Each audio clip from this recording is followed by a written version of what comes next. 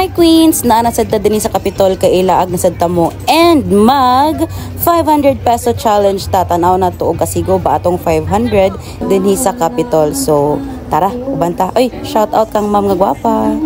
Taas-taas na mong nabaklay guys, nami din karon sa fountain. So medyo mangita sa mi og snack kay daghan pa kay tao dito sa Capitol grounds gid mismo.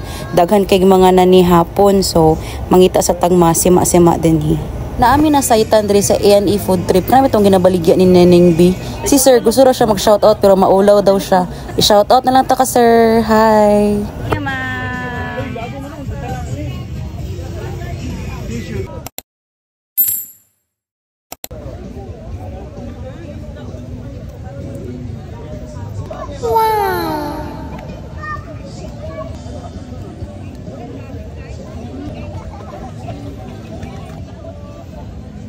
Si Kobe lang sa daw mag-vlog guys kay ganahan gid daw kayo siya mag-food vlogger palaya siyang mama.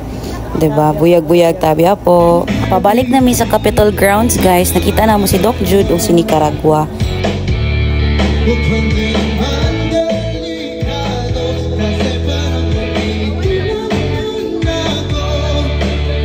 Wala na lang ko nagpa-picture sa ila guys kay medyo busy man sila. So namin din sa barbecue nga mo nakita nga medyo dili busy guys kay puno pa jud kaayo. So naay 145 na anay inasal og rice.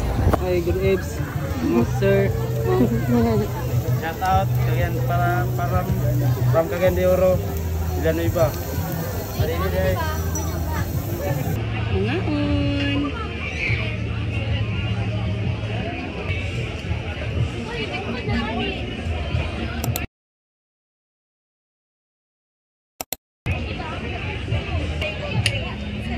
So, humana ta dito sa Capitol grounds.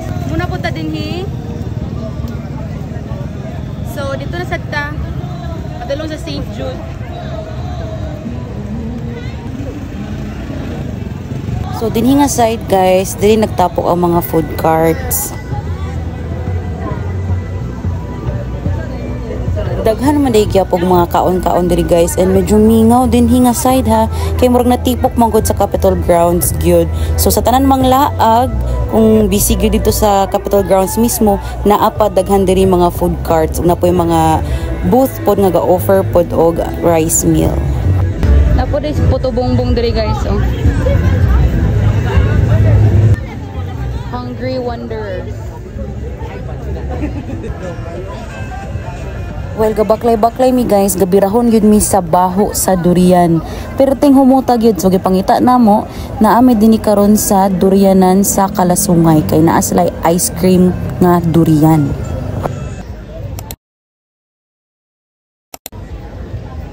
Naapod sila yung mga fruit shakes guys, og fruit salad. Guys, daghan na gid kaayo ang ilahang 50 pesos nga durian ice cream. Dayon perting lami agid guys, i-try gid ninyo og makaanhi mo sa Capitol. Kay grabe, lami gid kaayo siya. Dayon if ever pareha lang sa amo ang panghimagas, ang 50 pesos sakto ra gid kaayo for sharing.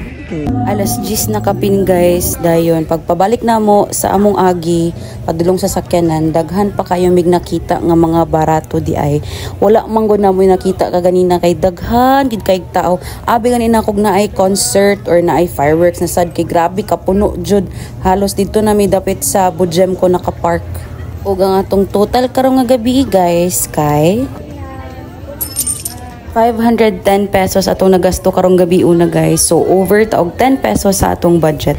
Pero sige lang kay lagi ipakita na ako sa inyo ha kung igo ba ang 500 para sa 2.5 ka tao. 0.5 kay mukhaon na magud si Kobe pero diliin ana kadaghan.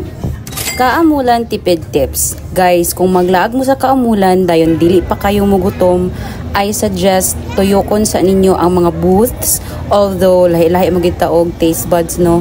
Pero tuyokon sa gininyo ang mga booths kung asa gid ang inyong ganahan ug asa gid ang mas barato. Pero kung gusto gid mo tipid-tipid, daghan kayog mga buy one take one, daghan kayog mga combos na apoy mga only rice.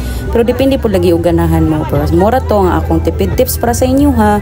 Nga suruyon sa ninyo ang mga booths para dili mo magmahay. Shout out to Ma'am Agnes, former company nurse sa Madsi. Hi ma'am! So this has been Marie Domingo, your food vlogger friend, nga ang misyon ipaila-ila ang mga small businesses diri sa Malaybalay City para mailhan sa tibuok Bukidnon o tibuok Pilipinas. #BiteQueen ng Bukidnon.